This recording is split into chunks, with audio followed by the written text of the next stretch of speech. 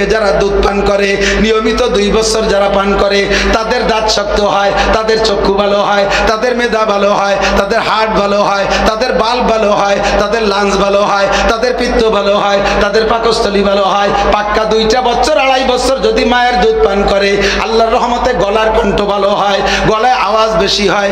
এদানিং কালে দেখেন, আমার সত্যি কথা কর, মুরব্বীরা একটু সাক্ষী দেন, এমন তো হবে না, তা মাইক হয়ে গেছে সব জায়গা। মুরব্বীরা বলেন আজ থেকে 40 বছর 50 বছর আগের মানুষ যারা আজান দিত মসজিদে, মাইক ছিল না, খালি মুখে আজান দিত, 1.5 মাইল দূর থেকে হাউক করে শব্দ শোনা যেত, ঠিক না? আর এখন ভিড়ার খাওয়া পার্টি আজান দেয় না, কেন কেন কান দিয়ে টের পাওয়া যায় না, মাইকে দিলেও তা আওয়াজ হয় না। মায়ের খাইছো কোথায়? মায়ের দুধ খাও নাই, বিদেশি মার দুধ খাইছো বোতল ভরা, মায়ের খাইছো সে জায়গা। আগের মানুষ মায়ের দুধ খাইছে 70 80 90 বছর পর্যন্ত বিনা চশমায় কোরআন শরীফ পড়ে, আছে না নাই কথা কন? আছে। আর এখন তাও বিদেশি মার দুধ, ফ্রান্সের মার দুধ, ইটালি মার দুধ, অস্ট্রেলিয়া মার দুধ, ইন্ডিয়ান মার দুধ, আরে আরএফএল মার দুধ, এই সমস্ত মায়ের দুধ খাও, ওর ভিতরে কিছু নাই। খাওয়ার পরে 7 8 10 বছরে পোলাপানের চোখের পাওয়ার শেষ, 1200 পাওয়ারের চশমা না দিলে পায়খানার দরজা খুঁজে পায় না, যে আনি সেখানে মারি দেয়।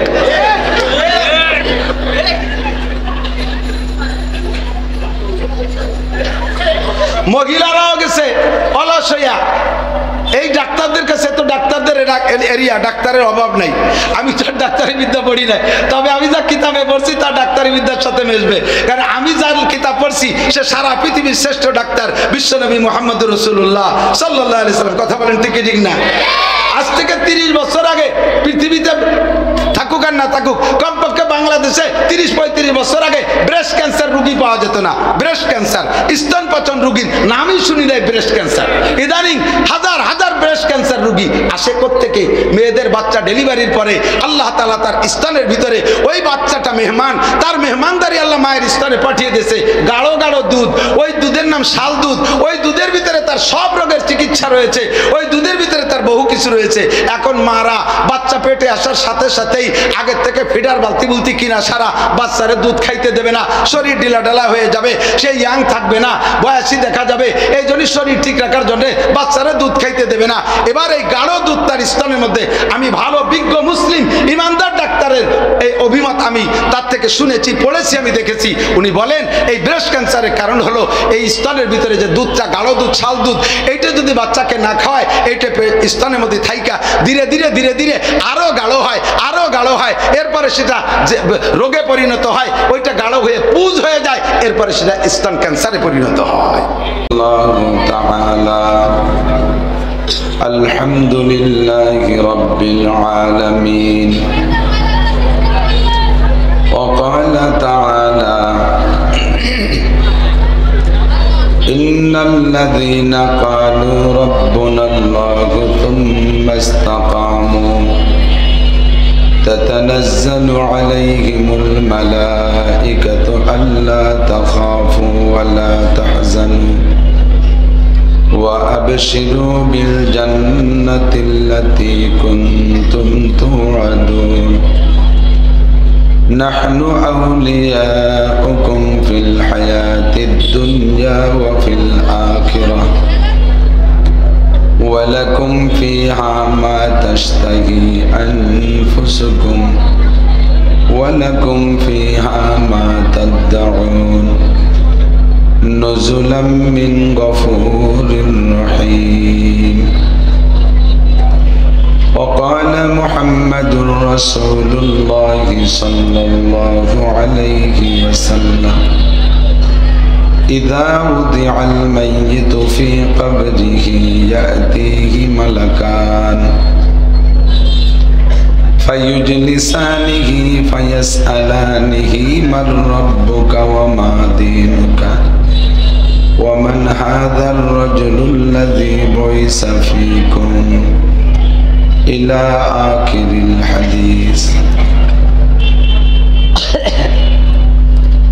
أو كما قال عليه الصلاة والسلام سبحانك لا علم لنا إلا ما علمتنا إنك أنت العليم الحكيم. জাযাল্লাহু আন্না মুহাম্মাদাম মা হুয়া আহলুহু সুবহানাল্লাহি ওয়া বিহামদিহি সুবহানাল্লাহিল আযীম রব্বি ইশরাহ লি সাদরি ওয়া ইয়াসসির লি আমরি واحلل عقدة من لساني يفقهوا قولي رب زدني علما اللهم أرنا الحق حقا وارزقنا اتباعه وأرنا الباطل باطلا وارزقنا اجتنابه সকলে বলি আমিন। মাহফিলের শেষ প্রান্তে চলে এসেছে, প্রায় শেষে দোয়া হবে। দোয়ার আগেও পরে দুরূদ শরীফ পড়লে দোয়া কবুল হয়। আগের দুরূদ শরীফটা আমরা একটু আগেই পড়ে নেই। হুজুর আলাইহিস সালাতু ওয়াস সালাম বলেন, মান সাল্লা আলাইয়া মাররা সাল্লাল্লাহু আলাইহি আশারা মাররা, যে আমার উপরে একবার দুরূদ শরীফ পড়বে আল্লাহ তার উপরে তাৎক্ষণিক 10টি রহমত নাজিল করবে। হাদিসে আরো আসছে, তার আমল নামা থেকে 10টি গুনাহ মুছে দেওয়া হবে, নতুন করে আমল নামায় 10টি নেকিও লিখে দেওয়া হবে। জান্নাতের ভিতরে অসংখ্য পদমর্যাদা থেকে 10টি মর্যাদা তাকে বাড়িয়ে দেওয়া হবে। এ ফজিলত সেই পাবে যে দুরূদ শরীফ জবান দিয়ে পড়বে। একজনে পড়বে আর একজনে শুনবে, শুননেওয়ালার উপরে এই ফজিলত নেই। কাজে আমরা সকলে অন্তর থেকে অত্যন্ত মহব্বতের সাথে একবার দুরূদে ইব্রাহিমি পড়ে নেই।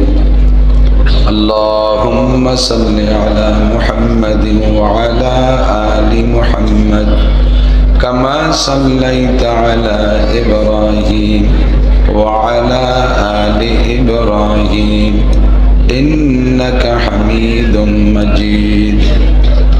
اللهم بارك على محمد وعلى آل محمد كما باركت على إبراهيم وعلى آل إبراهيم إنك حميد مجيد। ঐতিহ্যবাহী আল জামিয়াতুল মোহাম্মদিয়া ও এতিমখানা কোট মসজিদ মাদ্রাসা গোপালগঞ্জ এর উদ্যোগে আয়োজিত 49তম 2 দিন ব্যাপী বার্ষিক ওয়াজ মাহফিল। 2 দিন ব্যাপী মাহফিলের সমাপনী দিন, দ্বিতীয় দিনের সম্মানিত সভাপতি মাদ্রাসার সুযোগ্য সুদক্ষ সাহেবে ইলম, সাহেবে মারিফাত, সাহেবে আমল মোহতামিম সাহেব হুজুর হাফিজাহুল্লাহ, মসজিদ ও মাদ্রাসা কমিটির সম্মানিত সভাপতি এবং সদস্যবৃন্দ, গোপালগঞ্জের প্রাণ কেন্দ্রে আয়োজিত আজকের মাহফিলে উপস্থিত প্রাণপ্রিয় দেশবাসী, এই অঞ্চলের অনেক অনেক উলামাই কেরাম, আয়েম্মায়ে মাসাজিদ, মাদ্রাসার আজিজাম তোলাবা, দূর পর্দার আড়ালে বসে থাকা মা ও বোনেরা, আল্লাহ তাবারক ওয়া তাআলার শাহী দরবারে তার অসংখ্য নিয়ামতের অসংখ্য শুকর। সর্বোপরি বড় শুকর যে আল্লাহ পাক রব্বুল আলামিন জেলা সদরের লক্ষ মানুষের মধ্য থেকে বাছাই ছাঁটাই করে আমাদেরকেই পছন্দ করে জান্নাতের বাগানে ডেকে নিয়ে আসছেন। 2 দিন ব্যাপী মাহফিলের এ পর্যন্ত আহলে হক উলামায়ে কেরামের জবান থেকে অনেক অনেক ভালো কথা শোনার সুযোগ করে দিয়েছেন। আজকের মাহফিলের শেষ অধিবেশন পর্যন্ত আমাদেরকে জমে বসে থাকারও সুযোগ দিয়েছেন, শুকর আদায় করে নিই আলহামদুলিল্লাহ। এ প্রতিষ্ঠানটা 49তম মাহফিল চলে, কমপক্ষে প্রমাণ করে 49টাই মাহফিল হয়েছে 49 বছর। বহুত বড়দের আনাগুনা এখানে হয়ে গেছে। কাশিয়ানী হুজুর আসছেন, গহরডাঙ্গার মোহতাম শাহ হুজুর আসছেন, চৌমনি হুজুর রহমতুল্লাহি আলাইহি আসছেন, হযরত ওমর আহমদ শাহ হুজুর এসেছেন, রুহুল আমিন শাহ হুজুর এসেছেন। বাংলাদেশের বড় বড় উলামায়ে কেরামরা এই মাঠে এসে গেছেন। আর আজকের মাহফিলের শেষ পর্যন্ত, আমার আগ পর্যন্ত আমাদের গোপালগঞ্জের উলামায়ে কেরামদের শীর্ষস্থানীয় আমাদের ওলামা পরিষদের সম্মানিত সভাপতি সদস্য হুজুর রহমতুল্লাহ আলাইহির নাতি জামাই কাশিয়ানী হুজুর রহমতুল্লাহ আলাইহির সুযোগ্য জামাতা হজরতুল আল্লাহ হজরত মৌলানা মুফতি মাহমুদুল হাসান সাহেব হাফিজাহুল্লাহ অনেক গুরুত্বপূর্ণ কথা বলেছেন, মূল্যবান কথা বলেছেন। হজরতের কথার পরে আমাদের মতো ছোট মানুষের বলার মতো আর কিছু থাকে না, বললেও সে কথার অতটা গুরুত্ব হয় না। একই কথা বলনেওয়ালার পার্থক্যে, বক্তার পার্থক্যে কথার গুরুত্বের পার্থক্য। আরবিতে বলে কালামুল মুলুকে মুলুকুল কালাম, রাজার কথা কথার রাজা, রাজার কথা কথার রাজা। হুজুর আমাদের সর্বশীর্ষ ওলামায়ে কিরামদের ভিতরে শীর্ষস্থানীয়, হুজুর সকলেরই মুরব্বী। আমি হুজুরের কাছে সরাসরি না পড়লেও হুজুর তখন গহরডাঙ্গা মাদ্রাসার শিক্ষা সচিব, আমরা তখন গহরডাঙ্গার ছাত্র। হুজুরের কাছে কিতাব ছিল না, তবে গহরডাঙ্গার মুহাদ্দিস হিসেবে হুজুর আমার উস্তাদ। আমার সাথীদের তো অবশ্যই ক্লাসের উস্তাদ, সেই হিসেবে হুজুরও আমার উস্তাদ। এত বড় মানুষের কথার পরে আর বলার মতো কিছু থাকে না, ঠোঁট জিহ্বা শুকায় আসতেছে ভয়তে। এরপরে আমার দেশের মানুষের আমার কাছে পাওনা আছে, আমিও আপনাদের কাছে পাই, আপনারা আমার কাছে পান। আল জার আহাক্কু বিসাকাবিহি, প্রতিবেশীর কাছে প্রতিবেশী বেশি হকদার। জমি বিক্রি করতে গেলেও দূরের একজনের কাছে বিক্রি করতে গেলে পাশের জমিওয়ালা যদি পিএমশন করে তাহলে দূরওয়ালা বাদ পড়ে যায়, পিএমশনওয়ালা পেয়ে যায় প্রতিবেশী হওয়ার কারণে। তা আমি এই গোপালগঞ্জের সন্তান, গ্রামে সুলতান শাহী থাকি, আর গ্রামের যত বাছাই করা মানুষগুলো সব চলে আইছে শহরে। আমিও যত পাবলিক আঙ্গাড়ি বাঙ্গাড়ি নিয়ে মোটামুটি গ্রামে একটা মাদ্রাসা করে থাকি। তো তার ফাঁকে খুব আসা যাওয়া করি গোপালগঞ্জে। এ জায়গা আসতে না পারলে দিলের ভিতরে খানিকটা কম থেকে যায়। বাহিরের ওলামায়ে কেরামরা আসবে আর আমি গোপালগঞ্জের মানুষে আসবো না, এটা আমার জন্য খুব একটা অপমানই মনে হয়। একটু সুযোগ করে দিয়েছে যে কর্তৃপক্ষ, মোহতামিম সাহেব সহ আসাতেজা কেরাম, আমি তাদেরকে আন্তরিকভাবে মোবারকবাদ জানাই, ধন্যবাদ জানাই আমাকে এই সুযোগটুক দেওয়ার জন্য। আর অবশেষে যারা বসে আছেন শেষ দোয়ার অপেক্ষায়, তাদের সকলকে আমি মোবারকবাদ জানাই। মুখতাসার কালাম, সময় বেশি নষ্ট করা যাবে না। আমাদের দৌড়দৌড়ি ব্যস্ততা অনেক বেশি, অনেকেই জানেন না বা অনেকে জানেন। ফায়াউমাম বিহাজওয়া ওয়ায়াউমাম বিল রোকাইকি অবিল রোজাই বেজাউমান ওয়ায়াউমাম বিল খুলাইসা। মাত্র কয়েকদিনের ভিতরে কমপক্ষে 20 থেকে 22টা জেলা ঘুরে আসছি 4-5 দিনের ভিতরে। ডেলি 8টা-10টা জেলার পথে দৌড়দৌড়ি করা লাগে। শরীর স্বাস্থ্য একেবারে খারাপ হয়ে গেছে। দিনের দিন রাতের বেলায় আমাদের গ্রামাঞ্চলে প্রবাদ ছিল আগে, এখন তো তা নেই। আগে ধান মাড়াই করতো, মলন মলন বলে না, মলন ছিলেন তো, মলন। তো রাতের বেলা গরু দিয়ে মলন বলে, দিনের বেলা আবার যদি সেই গরু দিয়ে আল চষে তাহলে ও গরু বেশি দিন টেকে না। তা আমাদের অবস্থা হয়েছে সেই রকম, রাতভর মলন মলি, দিনভর আল চষি, শত শত মাইল পথ দৌড়ানো লাগে। তো আল্লাহ পাক আপনাদের দোয়ার ওসিলায় বাঁচায় রেখেছে, অবশেষে বসতে পেরেছি। আমি আবারও শুকর আদায় করি, আলহামদুলিল্লাহ। মুক্তাসার কথা, সংক্ষিপ্ত কথা, শিক্ষিত জনতা, শ্রোতা সখী সকলেই খুব কোয়ালিটি সম্পন্ন। জেলা সদরের শ্রোতা সবই শিক্ষিত বলে মনে হয়। গ্রাম অঞ্চলে চাউল খুব শিক্ষিত অশিক্ষিত মিক্সার থাকে, কথা বলে স্বাদ পাওয়া যায় না। মনে চিন্তা করি যে কি বলবো আর তা বুঝবে কি বুঝবে না। আর এখানে আর একটা চিন্তা, আল্লাহ যা বলবো তার চেয়ে যদি বেশি বুঝে ফেলায় তা আর এক বেকায়দা।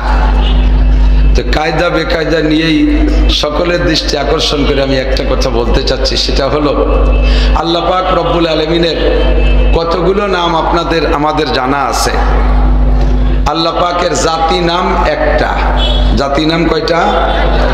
জাতি নাম, যেটা তার জাতি নাম। আমার একটা জাতি নাম নাসির আহমদ। আনুষঙ্গিক যেগুলো আমার সাথে লাগানো হয় সেগুলো সব সিফাতি নাম, আমার যোগ্যতা বলে সে নামগুলো দিয়ে থাকে। তো আল্লাহ পাক রব্বুল আলামিনের জাতি নাম আল্লাহ, একটু বলবেন। আর এমনই একটা নাম যে নামটা মহব্বতের সাথে উচ্চারণ করলে আল্লাহ তাআলা তাৎক্ষণিকভাবে 4000 নেকি দান করে থাকে। নামটা কি? আল্লাহ। বাকি আর কতগুলো নাম আমরা জানি? 99টা। কয়টা? হাদিসে আছে হুজুর আলাইহিস সালাম বলেন, মান আহসাহা দাখালাল জান্নাহ। এই ফ্যানটা বন্ধ করে দেন। যে ব্যক্তি এই 99টা নামকে গণনা করে, ইহসা মানে গণনা করা, মান আহসাহা এই নামগুলো গণনা করে, কি মানে একটা একটা করে পড়ে, ইয়াদ করে, স্মরণ রাখে, দাখালাল জান্নাহ, ওই লোকটা বিনা হিসাবে জান্নাতি। এখন একজন হিন্দু সে 99টা নাম মুখস্থ করলো, কলেমা পড়ে নাই, এই 99টা নামেই তাকে জান্নাতে নিতে পারবে না। শর্ত হলো সর্বপ্রথম আল্লাহকে সৃষ্টিকর্তা হিসেবে, খালেক হিসেবে, মালেক হিসেবে, আল্লাহই একমাত্র উপাস্য, আল্লাহই একমাত্র মাবুদ, এই কথাটা কলেমা আকারে স্বীকার করে নিতে হবে অন্তর থেকে, লা ইলাহা ইল্লাল্লাহু মুহাম্মাদুর রাসূলুল্লাহ। কথা বলুন ঠিক কি না? বাকি যা করব সবগুলো আমল, সবগুলো আমল। আমল রাখার একটা বস্তা লাগে, সবকিছু রাখার বস্তা আছে না, আমল রাখারও বস্তা আছে। তো সব বস্তার ভিতরে মাল রাখতে হলে বস্তার নিচে একটা সেলাই দেয়া লাগে। সেলাই ছাড়া বস্তার ভিতরে ঢুকবেন, পরে বস্তার কান ধরে উঁচু করবেন, খালি বস্তা হাতে চলে আসবে, তলতে মাল শেষ, ঠিক না? তো বস্তার যেমন তলিতে সেলাই দিয়া মাল রাখলে মাল থাকে, তেমনি আমলের একটা বস্তা, এই বস্তার তলিতে একটা সেলাই দেয়া লাগে, সেই সেলাইটাই হলো বিশ্বাসের সাথে লা ইলাহা ইল্লাল্লাহু মুহাম্মাদুর রাসূলুল্লাহ।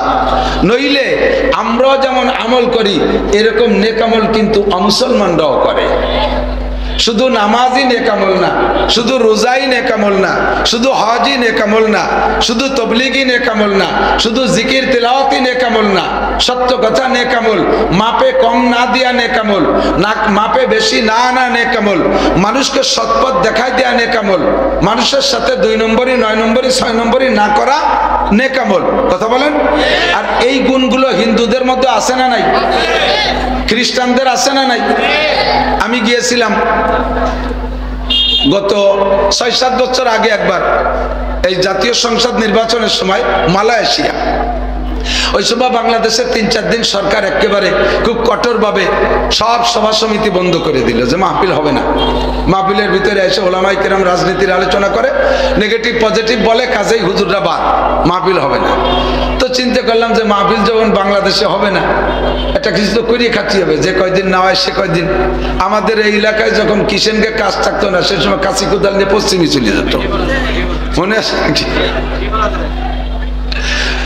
এই সাতক্ষীরা অঞ্চলে এই সময় কাজ থাকে না, ওরা আমাকে এই পাশের ইটভাটা এসে কাজ করে। তো চিন্তা করলাম যে বাংলাদেশের মাহফিল বন্ধ, তার সুযোগ পাইছি মালয়েশিয়া যাই। মালয়েশিয়া যাইয়া ওখান থেকে দূরে এক জায়গা সফরে গেলাম, অনেকদিন আগে ভুলে গেছি জায়গার নাম। তো যাওয়ার পথে এক জায়গায় যাইয়া একটা রেস্টুরেন্টে ঢুকলাম, সাথীরা আছে গাড়িতে। তো রেস্টুরেন্টে যাইয়া সাথীরা বসে গেছে যার যার টেবিলে। আমার ভিতরে একটু জরুরত আসছে, একটু পেশাব করতে যাব, ছোট স্থান যাই যাব। তো আমি, ওরা তো যার যার কায়দায় বসে গেছে, আমি যাইয়া জিজ্ঞেস করবো কার কাছে। এক তো মালয় ভাষা জানি না, 2 নম্বরে ইংরেজিতে তো আলিফও জানি না, এই কি দিয়ে জিজ্ঞেস করব? তো কমপক্ষে টয়লেট, ওয়াশরুম এটুক তো জানি। তো দেখলাম একটা দোকানদার ছেলে, হাফ প্যান্ট পরা, গায়ে একটা গেঞ্জি, চেহারাই বোঝাচ্ছে, চেহারা তো চায়নার মালাইরা একই রকম পেরায়। তো পরেও বললো আমি চাইনিজ, ওর ভাষায় যেটুকু বললো তাতে বুঝলাম ও চাইনিজ, চায়না। ছেলেটা বুদ্ধ। আমি ওকে যে বললাম যে ওয়াশরুম, টয়লেট। দোকানের সামনে, তার দোকানের সামনে 20-25 জন কাস্টমার, সকলকে ওর ভাষা দিয়ে বন্ধ করে রেখে পিছন দিয়ে বেরোয় আইসা ও আমাকে সাথে করে নিয়ে ওই মার্কেটের শেষ প্রান্তে ওয়াশরুম, সেই জায়গা পর্যন্ত গলির ভিতরে দিয়ে আঁকা বাঁকা, সে জায়গা পৌঁছাই দিয়া বাথরুমের ভিতরে নিজে যাইয়া পরিষ্কার না অপরিষ্কার এটা পর্যবেক্ষণ করে, অপরিষ্কার যতটুকু ছিল নিজে হাতে পরিষ্কার করে দিয়ে এরপরে আমাকে ইশারা করলো, যান এখন পারবেন না। কাজটা ভালো কাজ না? কাজটা ভালো কাজ। একটা বুদ্ধ ছেলে, একটা বুদ্ধ ছেলে। আর আমার দেশের বাংলাদেশি ছেলেকে যদি লঞ্চ ঘাটেতে কয় বাড়ি, বাথরুম কোন দিক, কয় বসে বড় এনে। সামনে তো বারে বসে বলে তোমার জন্য পায়খানা নিয়ে এসে মেনে দাঁড়িয়ে রয়েছে। এত সুন্দর কথা বলে। মুসলমানের ছেলে, ওর আব্বা তবলিগের 3 ছেলের সাথে, ঠিক না? তো ওই ছেলেটা যে কাজ করছে, আরে ভাই কখনো কখনো বাথরুমটা এমনই জরুরি, বাথরুমের জরুরতকে কোন কোন ইবাদতের উপর দিয়ে প্রাধান্য দেওয়া হয়।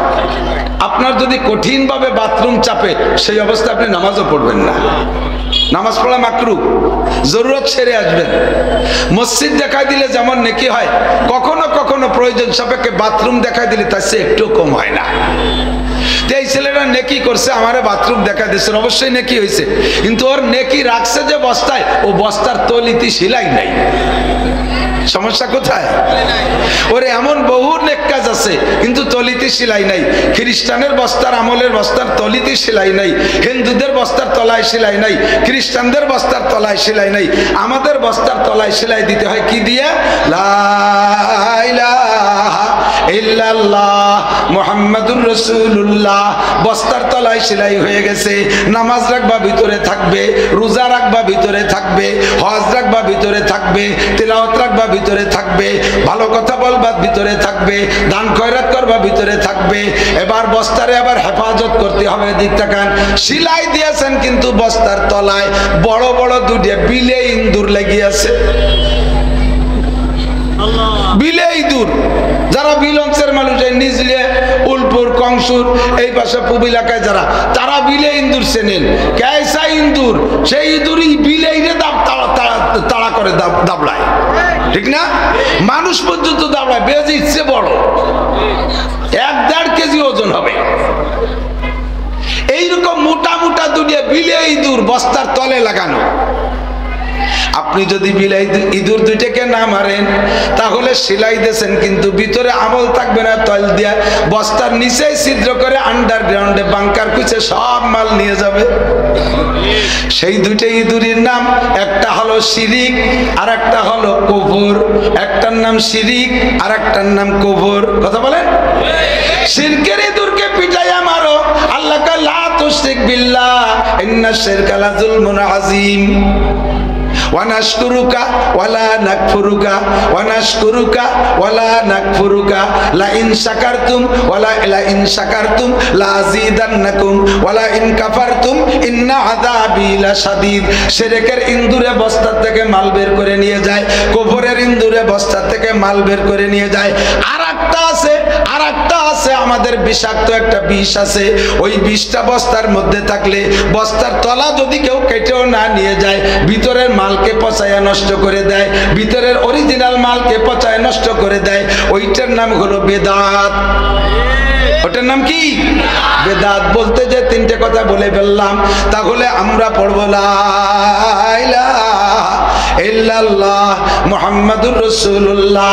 এই কলেমা পড়ে ইমানের বস্তার তলায় সেলাই দিয়া, এরপরে যদি আমি আল্লাহ বলে ডাক মারি, একটু বলেন আল্লাহ, 4000 নেকি বস্তার মধ্যে দাঁড়াবে।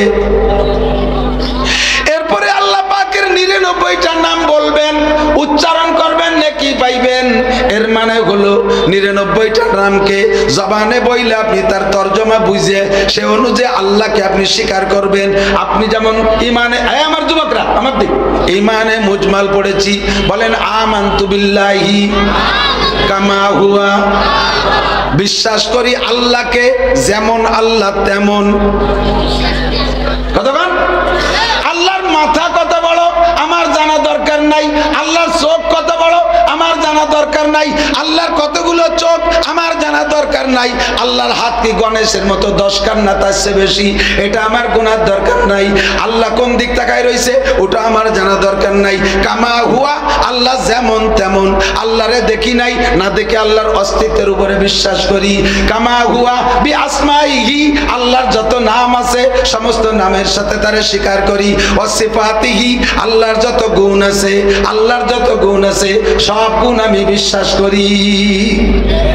করেন করেন করেন, আল্লাহর সব গুণে বিশ্বাস করি। ওয়াসিফাতিহি, এরপরে কি বলছি বলেন? অকাবিলতু, একটু বলতে হবে। জামিআ আহকামিহি ওয়া আরকানিহি, আমি স্বীকার করলাম, কবুল করলাম, আল্লাহ পাকের সমস্ত বিধানগুলো আদেশগুলো মানিয়া লইলাম, নিষেধগুলো আমি বিশ্বাস করে বর্জন করিলাম। এই কথার পর অঙ্গীকার করে ইমানে মুজমালের মধ্যে আমি কলেমা পড়েছি। কথা বলুন ঠিক কি ঠিক না? এবার আল্লাহ পাক রব্বুল আলামিনের এই সিফাতি নাম, গুণগত নাম অসংখ্য। কি বলেন? কথা মনে বুঝতেছেন না আমার ভাবে? ঠিক তাহলে একটু প্রশ্ন করলেন না যে আমরা তো জানি 99টা, অসংখ্য কেন? অসংখ্য এজন্য বলেছি, প্রশ্ন করার সময় নাই, প্রশ্ন উত্তর আমি বলে দেই। আল্লাহ পাকের গুণ অসংখ্য কেন? কারণ আমরা আল্লাহকে জানি আল্লাহ অসীম, আল্লাহ অসীম, আল্লাহ কোনো কিছুতে সীমাবদ্ধ না। আল্লাহর গুণ যদি বলি 99টা, তাহলে আল্লাহ মাত্র 99টা গুণের মধ্যে সীমাবদ্ধ হয়ে যায়। অথচ আল্লাহ কোনো কিছুতে সসীম না, আল্লাহ কোনো কিছুতে সীমাবদ্ধ না। কাজেই আল্লাহর গুণ অসীম, অসংখ্য গুণ। তবে আমাদের সামনে আল্লাহ পাক ব্যক্ত করেছে 99টা গুণ। এই 99টা গুণগত নাম আমরা জানি। 99টা গুণগত নামের ভিতরে আমার মনে হয় আল্লাহ পাক সবচাইতে বেশি পছন্দ করেছেন একটা নাম। এটা তো আল্লাহর জাতি নাম। গুণগত নামের মধ্যে একটা নাম সবচেয়ে বেশি প্রিয়। আপনার কি মনে হয় ওই নামটা কোনটা? আল্লাহর একটা নাম রহমান, আল্লাহর একটা নাম রহিম, আল্লাহর এক নাম রাজ্জাক, আল্লাহর এক নাম খালেক, আল্লাহর এক নাম মালিক, আল্লাহর এক নাম গফফার, আল্লাহর এক নাম গফুর, আল্লাহর এক নাম, এমন করে বহুত নাম আছে। আল্লাহ পাক রব্বুল আলামিনের এই 99টা নামের ভিতরে আপনার কি জানা আছে জানি না, আল্লাহর সবচেয়ে বেশি প্রিয় একটা নাম, ওই নামটা হলো রব। কি নাম? সবচেয়ে বেশি প্রিয় নাম রব। আমরা এখন দুনিয়ায় আছি, দুনিয়া আমরা মানুষ বডি হিসাবে আছি। আমার এই বডিটার নাম কিন্তু মানুষ না।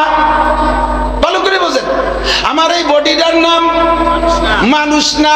মানুষ আলাদা একটা জিনিস, সেইটা আমার ভিতরে কাজ করে, সেইটার নাম রূহ। কথা বলেন ঠিক কি ঠিক না? আপনার আব্বা অসুস্থ, ঢাকা পাঠাইছেন চিকিৎসায়, ঢাকা পিজি হাসপাতালে আব্বা ইন্তেকাল করেছে, বাড়ি খবর চলে আসছে, মাইকিং হয়েছে, সকাল 9টায় জানাজা হবে। আল্লাহু আকবার। এবার আপনার বাড়ি যারা আছে, আপনার আরো ভাইরা আছে, বাড়ি যারা আছে, স্থানীয় সবাই যাইয়া বাড়ি আপনার যে ভাই আছে তারে কি জিজ্ঞেস করে, আপনার আব্বা কি ঢাকা থেকে আসছে? কি বলে? লাশ কি ঢাকা থেকে আসছে? কতক্ষণ ঠিক ঠিক না?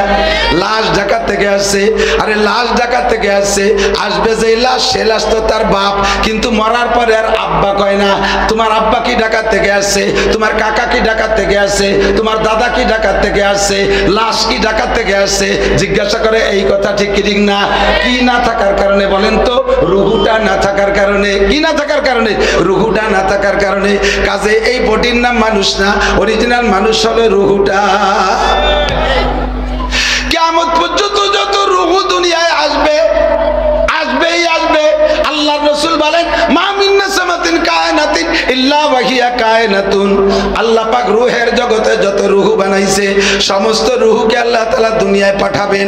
যাকে আল্লাহ তাআলা দুনিয়ায় পাঠানোর সিদ্ধান্ত নিয়েছে তাকে পাঠাই ছাড়বে। তুমি যত প্রযুক্তি ব্যবহার করো না কেন, যত প্রযুক্তি ব্যবহার করো না কেন, কোন প্রযুক্তি দিয়ে ওই আগমনকারী রূহকে ঠেকাইতে পারবে না। আল্লাহ যারে পাঠাবে তারে পাঠাইয়েই ছাড়বে। বোঝেন নাই কি কইছি? ইব্রাহিম আলাইহিস সালামকে আসতে জন্য নমরুদ ঠেকানোর যত চেষ্টা সব চালাইছে, আল্লাহ তারে পাঠাই ছাড়ছে। ইব্রাহিমকে নমরুদ ঠেকাইতে পারে নাই। কতক্ষণ ঠিক ঠিক না? মুসা নবীরে আসতে ঠেকানোর জন্য ফিরাউন সকল প্রচেষ্টা লাগাইছে। তৎকালীন বাদ কন্ট্রোল ব্যবস্থা যা করা দরকার সবই ফিরাউন আর নমরুদ করেছে, কিন্তু ঠেকাইতে পারে নাই। এখনো পর্যন্ত বর্তমান প্রযুক্তির যুগে যত প্রকার প্রযুক্তি আপনি ব্যবহার করেন, যেই রুহুটাকে আল্লাহ পাঠানোর সিদ্ধান্ত নিয়েছে, ওই রুহুটা দুনিয়ায় পাঠাই ছাড়বে। যেদিন আসবে সেদিন প্রযুক্তির কিছু আপনার বাড়ি থাকবে না, আপনার কোনো প্রোটেক্ট ব্যবস্থা থাকবে না, ওর পাকে আল্লাহ পাঠাইয়েই ছাড়বে। সব রুহুকে আল্লাহ তাআলা ময়দানে আলমে আরওয়াহের ভিতরে বসাইয়া ওই জায়গা আল্লাহ তাআলা জিজ্ঞাসা করেছিলেন। ও জায়গা আল্লাহ তাআলা একটা মস্ক করাইছে, জিজ্ঞাসা করাইছে, আলাস্তু বি রব্বিকুম। কি জিজ্ঞাসা করছে? একটু মনে রাখতে হবে, জানা কথা। সামনে এর সাথে আনুষঙ্গিক আসবে, সেইটার অপেক্ষা করেন। আল্লাহ কি জিজ্ঞেস করছে? আলাস্তুবি রব্বিকুম, আলাস্তুবি আল্লাহকুম, আলাস্তুবি খালিকিকুম, আলাস্তুবি মালিকিকুম, আলাস্তুবি রহমানিকুম, আলাস্তুবি রহিমিকুম, আলাস্তুবি গফফারিকুম। 99টা নামের আর একটা নাম আল্লাহ তাআলা জিজ্ঞেস করে নাই। আল্লাহ তাআলা ওখানে তার জাতি নামও জিজ্ঞেস করে নাই। আমি কি তোমাদের আল্লাহ না? আমি কি তোমাদের রহমান না? আমি কি তোমাদের রহিম না? এ কথা আল্লাহ জিজ্ঞেস করে নাই। জিজ্ঞেস করেছে কি? আমি কি তোমাদের রব নই? এর দ্বারা বোঝা যায় সর্বপ্রথম ওই দিন বসাইয়া এই নামটাই জিজ্ঞেস করেছেন, আমি কি তোমাদের রব নই? কারণ দুনিয়ায় যাইয়া রহমান, রহিম, গফফার এ বহুত পাওয়া যাবে, কিন্তু রব একমাত্র আল্লাহ ছাড়া কেউ হতে পারে? রব আল্লাহ ছাড়া কেউ হতে পারে? এজন্য আল্লাহ পাকের রবটা পছন্দ হয়েছে, জিজ্ঞেস করছে আমি কি তোমাদের রব নই? ওখানে রুহের কাছে জিজ্ঞেস করছে রব। আবার দুনিয়ায় এসে কিছুদিন থাকার পরে আমরা সবাই মারা যাব। কবরে যাওয়ার পরে সকলে তো কবরে যাবে না, কেউ আগুনি পুড়ে মারা যাচ্ছে, কেউ বোমায় শেষ হয়ে যাচ্ছে, কেউ পানিতে ডুবে মারা যাচ্ছে, কেউ রে বাঘে খেয়ে ফেলাচ্ছে, এমন করে কেউ বিভিন্ন জায়গায় পড়ে মরে যাচ্ছে, কবর নসিব হচ্ছে না। তাহলে জিজ্ঞাসা হবে কার কাছে? আলমে বারজাক একটা জগৎ আছে, ওই জগতে রুহের কাছে জিজ্ঞেস করা হবে। সে সময় বডি থাকবে না, সে সময় রুহের কাছে জিজ্ঞেস করা হবে। কবরে যাওয়ার পরে কি জিজ্ঞেস করা হবে? মার রব্বুকা। আর জানেন না কি জিজ্ঞেস করবে? মার রব্বুকা, তোমার রব কে? ও জায়গা রুহের কাছে জিজ্ঞেস করছে তোমার রব কে? আমি কি তোমাদের রব নই?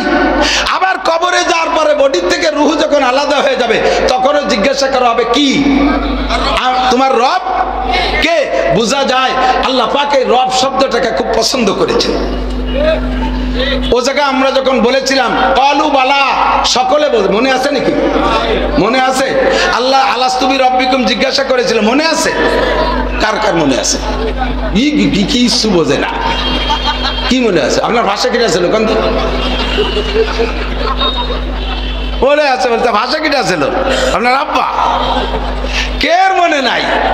তবে মনে নাই বলে যে আমি ছিলাম না তা না, আমরা সকলে মায়ের পেটে ছিলাম কিনা মনে আছে? কার কের মনে আছে? তবে ছিলাম যে এর মধ্যে কোনো সন্দেহ আছে না? আমার মনে নাই, যেহেতু আমি মার পেটে ছিলাম না আব্বার পেটে ছিলাম, এ কর কাজা আছে। ও দুজনের কের পেটে না, আমি কলা গাছ ফুড়িয়ে বেরিয়েছি।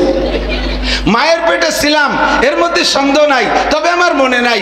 রুহের জগতে ছিলাম, অবশ্যই ছিলাম, সন্দেহ নাই, তবে আমার মনে নাই। কতক্ষণ ঠিক না? আল্লাহু আকবার। তো দোস্ত, আল্লাহ পাক রব্বুল আলামিন ওই আলাস্তুবি রব্বিকুমের স্বীকৃতি নিয়া, সকলের স্বীকারোক্তি নিয়ার সাথে সাথে আল্লাহ তাআলা কলমকে বললেন উক্তুব হাদাল কালাম, কলম তুমি এই কথাটা লিখে ফেলো। কলম এবার স্বাধীনতা দিয়েছিল আল্লাহ তাআলা। আল্লাহ তাআলা বলেন নাই যে সবাই বলতেছে বলে তুমিও বলবা, তা না। তোমার যদি মতের খেলাফ হয়, তোমার যদি বুঝিয়েছেন না তুমি আল্লাহ, তোমারে আল্লাহ বলে মানি, কিন্তু রব হওয়ার যোগ্যতা তোমার নাই, এদিক দিয়ে আমি খুব একটা লাইক করি না, তাহলে তুমি ঠিক আছে সেটাকে অস্বীকার করো, কোনো মারামারি নাই। লাইক রবের দিন, ধর্মের ব্যাপারে, দাওয়াতের ব্যাপারে কোনো জবরদস্তি নাই। হামান শাহ ফাল্যুমিন আমান শাহ ফাল্যাকফুর। তোমার মনে চায় স্বীকার করো, মনে না চায় স্বীকার করো না, গতানুগতিক বলা লাগবে না। সকলে বুঝে শুনে জবাব দিয়েছিলাম বালা, জি আপনি আমাদের রব। আপনারা কি মনে রব কে? আরো জোরে কে? দুনিয়ার কোন রাজা বাদশা? গোপালগঞ্জের জনতা ভালো করে বুঝবেন, 100% ইয়াকিন রাখবেন, লা তুশরিক বিল্লাহ, রব আল্লাহই, বাঁচায় আল্লাহ, মারে আল্লাহ, খাওয়ায় আল্লাহ, পড়ায় আল্লাহ, অল এভরিথিং পরিবেশন করে আল্লাহ। আমাকে আমলিগও করে না, বিএনপিও করে না, রাজনৈতিক কোনো দল করে না, নেতারা আমারে কিচ্ছু করতে পারে না, আমারে বাঁচায় মারে কে? ইয়াকিন তৈরি করেন, মুশরিক হয়ে যাচ্ছি আমরা। এরা চলে গেলে মরে যাব, ওরা আসলে মেরে যাব, এরা চলে গেলে মরে যাব, ওরা আসলে বেঁচে থাকবো, এই সমস্ত ফাও কথা সম্পূর্ণ বাদ। বাঁচায় আমাকে আল্লাহ, রব আমার কে? ইয়াকিন তৈরি করেন, ভিতরে ইয়াকিনটা বসা।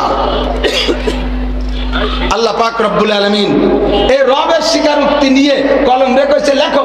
কলমে লেখছে একটা কাগজে, লিখার পরে আল্লাহ বলছেন হাজা আমানাতুক ফি আদিক, এটা তোমার হাতে আমানত, এটা তুমি রেখে দাও। অন্য কোনো ফেরেশতা না, কলমের লেখার পরে একজন ফেরেশতার দায়িত্ব দিয়েছে, এটা তুমি হেফাজত করে রাখবা। কতদিন? কয় যে কিয়ামতের মাঠে লাগবে। এতদিন তা রাখবো কোন জায়গা? কয় রাখো এক জায়গা। কয় আল্লাহ স্টিলের আলমারি নাই, আয়রন সেফ নাই, সিন্ধুক মিন্দুক কিছু নাই, একটা ডেস্ক বক্স নেই, থবো কোন জায়গা? একটা টিরাং মিরাং নাই, রাখো। তোমার তো আর কোনো কাম নাই, নামাজ নাই, রোজা নাই, হজ নাই, জাকাত নাই, তবলিগ নাই, সরমুনাই নাই, আমলিগ নাই, বিএনপি নাই, ইডি নাই, বড় নাই, তোমার কোনো কাম কাজ কিছু নাই, ব্যবসা নাই, বাণিজ্য নাই, খালি একটা কাগজ বয়ে নিয়ে বেড়াবা, তাতে তোমার এত সিন্ধুক বেক্সের দরকার নেই। তো ফেরেশতা চিন্তা করলেন যে হাতে রাখলে এবার ময়লা টলা হয়ে যেতে পারে, একটা তাবিজ বানায় বইটা গিলিয়ে খেয়ে বেড়াইতেছে। আমার তো আর পেশাব পায়খানা হয় না যে ওইদের দিয়ে বেরোয় যাবে, কাজে পেটে থাক, যেদিন লাগে উগরায় বেরোয় দেবো। যখনই এই ফেরেশতা এই কাগজটা মুড়ায় খেয়ে ফেলাইছে, এখন আর ফেরেশতা বডি নাই, ওটা একটা জমাট বাঁধা শক্ত সাদা পাথর হয়ে গেছে। তবে পাথরটা মূলে ফেরেশতা, একেবারে ধবধবে সাদা। উলামায়ে কেরাম জানে, মিশকাত শরীফের ভিতরে আসছে, এই পাথরটা দুনিয়া আসার পরে এখন তার স্থান হয়েছে কাবা ঘরের কোনায় দরজার আগে। হ্যাঁ, কাবা ঘরের কোনায় দরজার আগে, এই জায়গায় কোনার ভিতরে সেই পাথরটার নাম তার কালো পাথর। হুজুর আলাইহিস সালাম বলেন কানাল হাজারুল আসওয়াদ হাজারান আবিয়াজা যা আমিনাল জান্নাহ। এই হাজারে আসওয়াদ কালো পাথর, এইটা শুরুতে ছিল সাদা, এখন এটা কালো হয়ে গেছে, আসছে জান্নাত থেকে। কন্যা সুবহানাল্লাহ। তো আদম আলাইহিস সালামকে বানানোর পরে আল্লাহ তাআলা আদমকে বললেন তোমার জান্নাতের ভিতরে কোনো কাজ নাই, কাম নাই, একটাই মাত্র কাজ, সিরু ফিহা ওয়াকুলু মা তাশতাহু, দুইজনে ঘুরবা ফিরবা, এর ভিতরে ঘোরো আর খাও, কোনো কাম কাজ কিচ্ছু নাই, একটা মাত্র কাজ, এই পাথরটা খুব দামি পাথর, এর ভিতরে আমার একটা আমানত আছে, এটাকে সংরক্ষণ করবা, তুমি এটা হাতে হাতে রাখো। ছোট্ট পাথর, আদম আলাইহিস সালাম এটাকে হাতে নিয়ে ঘোরে, উঠা বসা করে, চলতে ফিরতে কাছে রাখতে রাখতে পাথরের সাথে এমন একটা বন্ধুত্বতা হয়ে গেছে, যখন হঠাৎ করে আদম আলাইহিস সালামকে জান্নাত থেকে বেরিয়ে আসার হুকুম হলো, তখন আল্লাহ পাকের কাছে আদম আলাইহিস সালাম প্রস্তাব রাখলেন, আল্লাহ জান্নাত থেকে তো চলেই যাব, এর একটা স্মৃতি, এখান থেকে কিছু কি সাথে নেওয়ার মতো অনুমতি হবে? আল্লাহ কাছে যদ্দুর নীতি পারো নেও, কোনো বাধা নাই। তো আদম আলাইহিস সালাম যা যা আনার তা আনলেন, এর ফাঁকে বলতেছে আল্লাহ পাথর খান নিয়ে যাই। আল্লাহ হ্যাঁ নাও, কোনো সমস্যা নেই।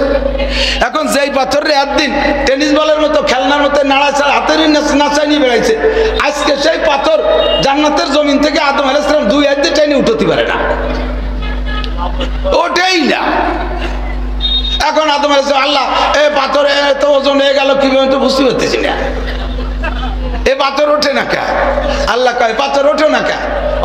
পাথর তো পাথর না, পাথর তো ফেরেশতা। পাথর কয় আল্লাহ তোমার আদমের সমস্যার সমাধানের জন্য বেরিয়ে যাচ্ছে, আমি কি সমস্যা করলাম, আমি কি অন্যায় করলাম যে আমি জান্নাত থেকে বেরোয় যাব?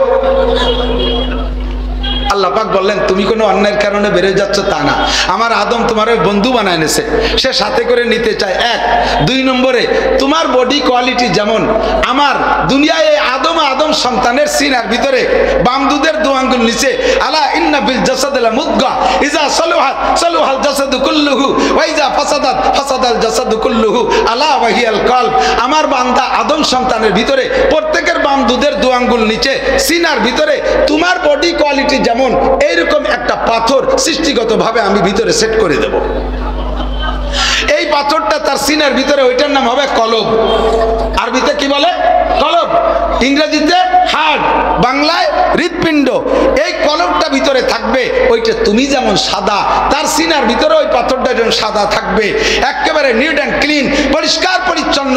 বান্দা যখন দুনিয়ায় যাবে, একটা গুনাহ করবে, তার ওই কলবের পর একটা দাগ পড়বে, আর একটা গুনাহ করবে, আর একটা দাগ পড়বে, এমন করে গুনাহ করতে করতে সুদের গুনাহ, ঘুষের গুনাহ, মদের গুনাহ, গাজার গুনাহ, এবার গুনাহ, ফেন্সিডিলের গুনাহ, টোন মারা গুনাহ, মন মারা গুনাহ, মিথ্যে কথার গুনাহ, জিনার গুনাহ, হাজার হাজার গুনায় ওর ওই পাথরটা কালো মিচমিচে হয়ে যাবে।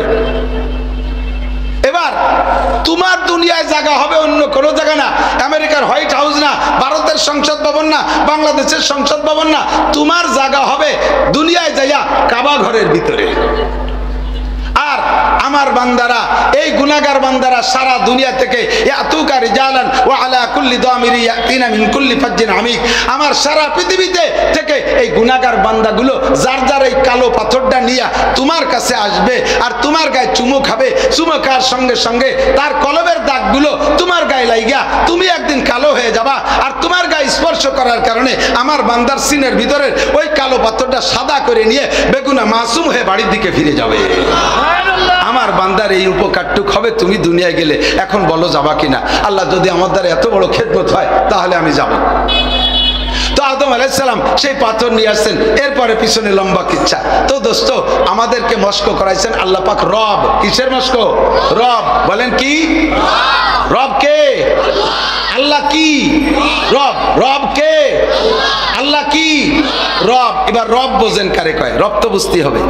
আল্লাহ বলেন এই রবটা আমার ভালো লাগছে। রব কি? এদিক এদিক।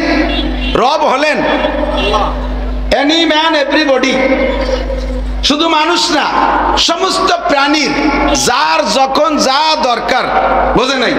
যার যখন যা দরকার, ব্যক্তি পার্থক্যে, ব্যক্তি পার্থক্যে যাকে যেমন যা দরকার তাই পরিবেশন করতে পারেন যিনি, তিনিই হতে পারে একমাত্র।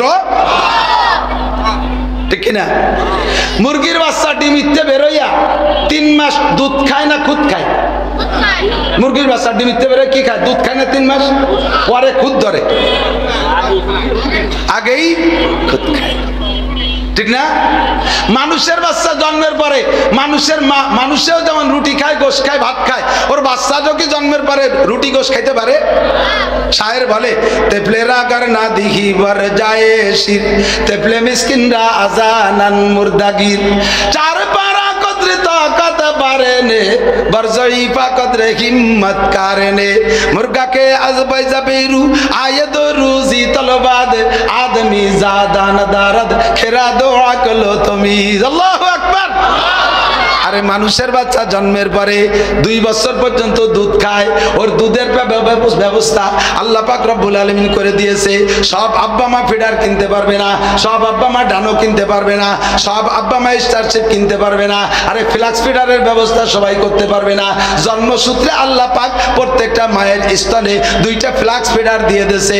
কত সুন্দর পদ্ধতি! পরিমাণ মতো গরম, পরিমাণ মতো ঠান্ডা, পরিমাণ মতো মিষ্টি, পরিমাণ মতো পানি, পরিমাণ মতো লবণ, আরে পরিমাণ মতো গাঢ়, পরিমাণ মতো তরল, পরিমাণ মতো ভিটামিন, পরিমাণ মতো প্রোটিন, পরিমাণ মতো সবকিছু দিয়া সুন্দর করে দুধ পরিবেশন।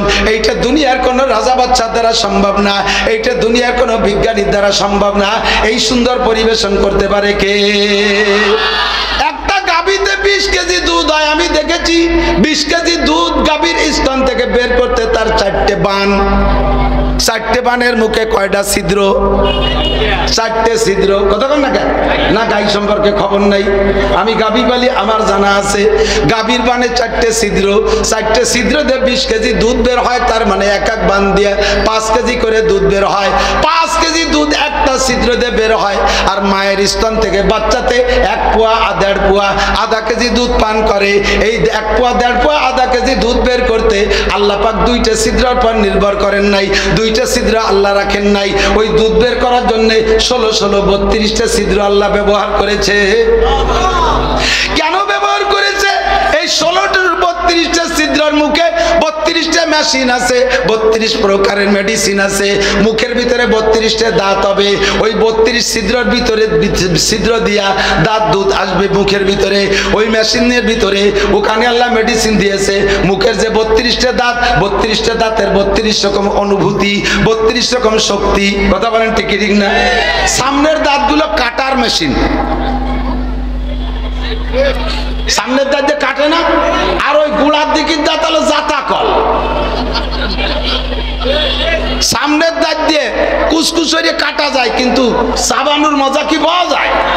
পিছনে পাঠাই দিতে হবে ওই জাতা কল দিয়ে শেষ। এর জন্য নামও রাখছে সর্বন্ধ, সর্বন্ধন্ত। ঠিক না? ওই ওই দাঁতের যেই শক্তি এই দাঁতের সেই শক্তি না, ওই দাঁতের যে অনুভূতি সামনের দাঁতের এই অনুভূতি না। রব্বুল আলামিন আমার রব কত সুন্দর সিস্টেম করেছে, এই 32টা দাঁতের শক্তি 32টা ছিদ্রের ভিতরে রেখেছে। তাই মায়ের স্তন থেকে যারা দুধ পান করে নিয়মিত 2 বছর যারা পান করে তাদের দাঁত শক্ত হয়, তাদের চক্ষু ভালো হয়, তাদের মেধা ভালো হয়, তাদের হার্ট ভালো হয়, তাদের বাল্ব ভালো হয়, তাদের লাংস ভালো হয়, তাদের পিত্ত ভালো হয়, তাদের পাকস্থলী ভালো হয়। পাক্কা 2টা বছর 2.5 বছর যদি মায়ের দুধ পান করে আল্লাহর রহমতে গলার কণ্ঠ ভালো হয়, গলায় আওয়াজ বেশি হয়। ইদানিংকালে দেখেন, আমার সত্যি কথা কর, মুরব্বীরা একটু সাক্ষী দেন, এমন তো হবে না, তা মাইক হয়ে গেছে সব জায়গা। মুরব্বীরা বলেন আজ থেকে 40 বছর 50 বছর আগের মানুষ যারা আজান দিত মসজিদে, মাইক ছিল না, খালি মুখে আজান দিত, 1.5 মাইল দূর থেকে হাউত করে শব্দ শোনা যেত, ঠিক না? আর এখন ভিড়ার খাওয়া পার্টি আজান দেয় না, কেন কেন কান্দে টের পাওয়া যায় না, মাইকে দিলেও তা আওয়াজ হয় না। মায়ের খাইছো কোথায়? মায়ের দুধ খাও নাই, বিদেশি মার দুধ খাইছো বোতল ভরা, মায়ের খাইছো সে জায়গা। আগের মানুষ মায়ের দুধ খাইছে 70 80 90 বছর পর্যন্ত বিনা চশমায় কোরআন শরীফ পড়ে, আছে না নাই কথা কর? আছে। আর এখন তাও বিদেশি মার দুধ, ফ্রান্সের মার দুধ, ইটালি মার দুধ, অস্ট্রেলিয়া মার দুধ, ইন্ডিয়ান মার দুধ, আরে আরএফএল মার দুধ, এই সমস্ত মায়ের দুধ খাও, ওর ভিতরে কিছু নাই। খাওয়ার পরে 7 8 10 বছরে পোলাপানের চোখের পাওয়ার শেষ, 1200 পাওয়ারের চশমা না দিলি পায়খানার দরজা খুঁজে পায় না, যে আনি সেন মারি দেয়।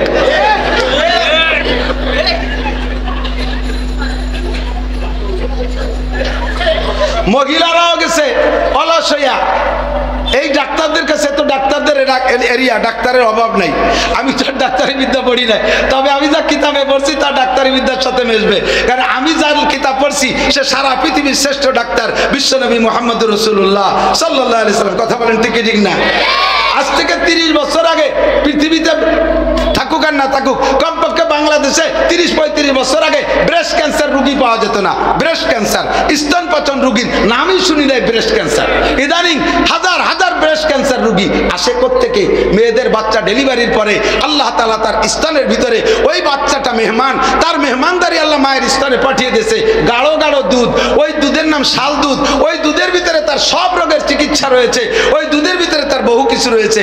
এখন মারা বাচ্চা পেটে আসার সাথে সাথেই আগের থেকে ফিডার বালতি বুলতি কিনা সারা বাচ্চারে দুধ খাইতে দেবে না, শরীর ঢিলাঢালা হয়ে যাবে, সে ইয়াং থাকবে না, বয়সী দেখা যাবে। এই জন্য শরীর ঠিক রাখার জন্য বাচ্চারা দুধ খাইতে দেবে না। এবার এই গাঢ় দুধ তার স্তনের মধ্যে, আমি ভালো বিজ্ঞ মুসলিম ইমানদার ডাক্তারের এই অভিমত আমি তার থেকে শুনেছি, পড়েছি, আমি দেখেছি। উনি বলেন এই ব্রেস্ট ক্যান্সারের কারণ হলো এই স্তনের ভিতরে যে দুধটা, গাঢ় দুধ, শাল দুধ, এইটা যদি বাচ্চাকে না খাওয়ায়, এইটা স্তনের মধ্যে থাইকা ধীরে ধীরে ধীরে ধীরে আরো গাঢ় হয়, আরো গাঢ় হয়, এরপরে সেটা যে রোগে পরিণত হয়, ওইটা গাঢ় হয়ে পুজ হয়ে যায়, এরপরে সেটা স্তন ক্যান্সারে পরিণত হয়। আল্লাহ কয় আমার মেহমানের মেহমানদারি দিয়েছি, আমি রব হিসেবে তাকে যা দরকার তাই দিয়েছি। তুই আমার মেহমানকে খেতে দিস নাই, আর তুই ইয়াং থাকবি, তোর এই ইয়াং কবরস্থানে পৌঁছে দেবো অল্প দিনের ভিতরে। রবকে রবকে আল্লাহ কি? আল্লাহ কি? আল্লাহ আমার রব, ঠিক কি না? এখানে যত শ্রেণীর মানুষ আছেন, এই গোপালগঞ্জে অত শ্রেণীর আসবাব আছে। গতকালকে আমি আসার পথে ঢাকা মুন্সিগঞ্জে একটু এক জায়গায় চা খেতে বসছি, বসে আমার চোখের সামনে পড়ে গেল পাকিস্তানি বাসমতি চাউল, 300 টাকা কেজি। আমার তৌফিক আছে 300 টাকা দামের কেজি চাউল কিনে নিয়ে আসছি। আর একটা লোক সারাদিন ভরে ভ্যান চালাইয়া 300 টাকা কামাই করছে, ও কি বাসমতি চাউল কিনে সাহস করবে? শিল্পপতি কোটিপতি গোপালগঞ্জের বড় লোক যারা আছেন, আপনারা 2200-2500 টাকা দামের খেজুর কিনে খাতে পারবেন। গরিব মানুষ লম্বাটা হাই ছাড়ে, আল্লাহ কেন গরিব বানাইলে খেজুর বুঝি কপালে হবে না? কোনো চিন্তা করো না, ওই দোকানে 150 টাকা দামের খেজুর আছে, কিনে নিয়ে যাও।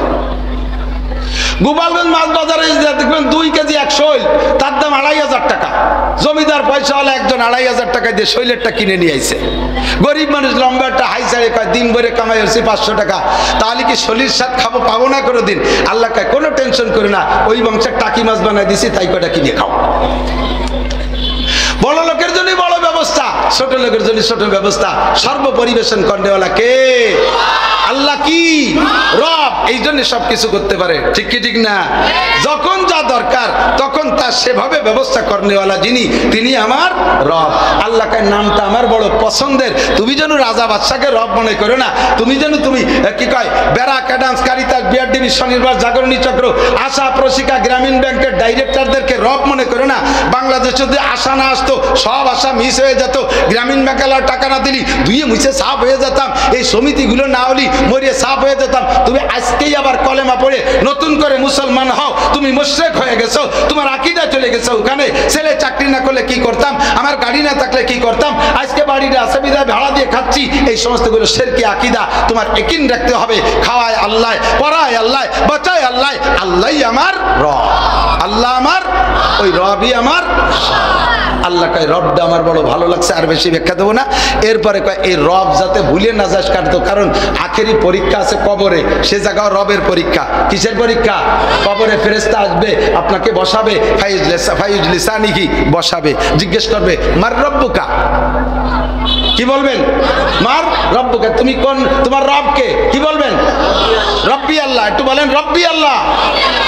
আবার আপনাকে জিজ্ঞেস করবো আমা দিনুকা, তুমি কোন ধর্মের মানুষ? বলবেন আমি বিএনপি ধর্মের মানুষ, আমি আমলিগ ধর্মের মানুষ, আমি জাতীয় পার্টি ধর্মের মানুষ, আমি দুনিয়ার কোন দলের। আরে আমার ধর্মের নাম কি?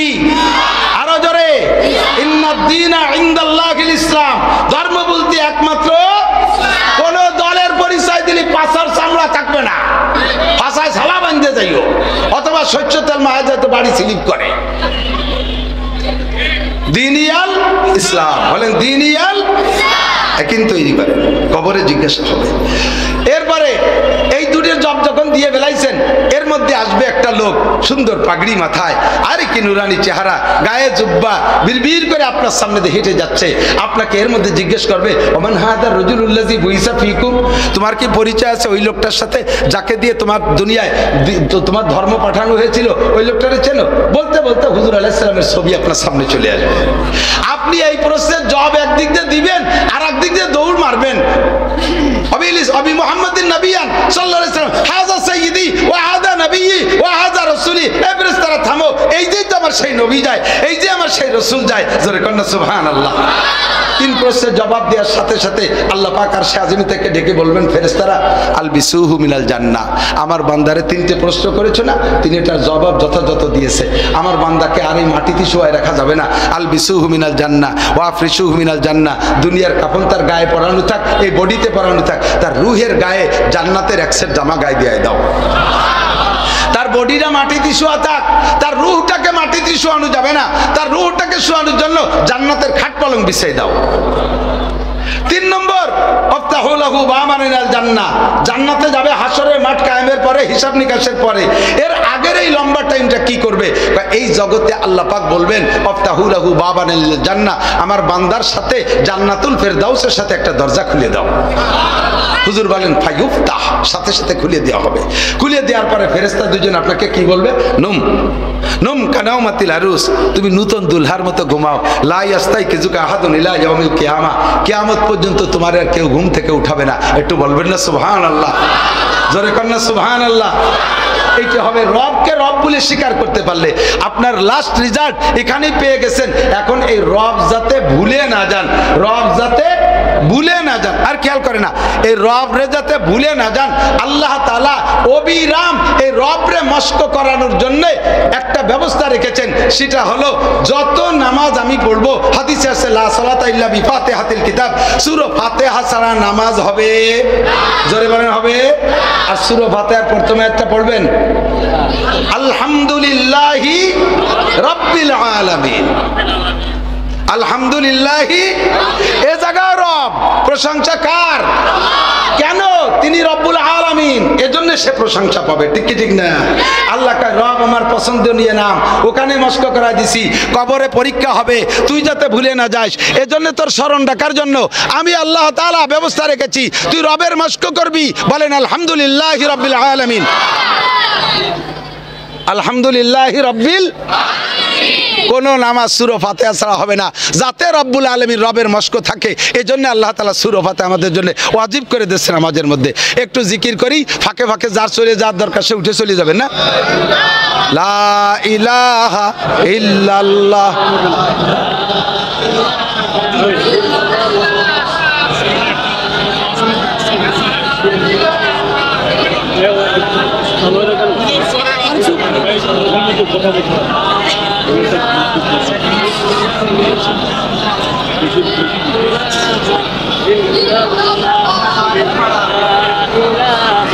গেল জেনারেটর নাই।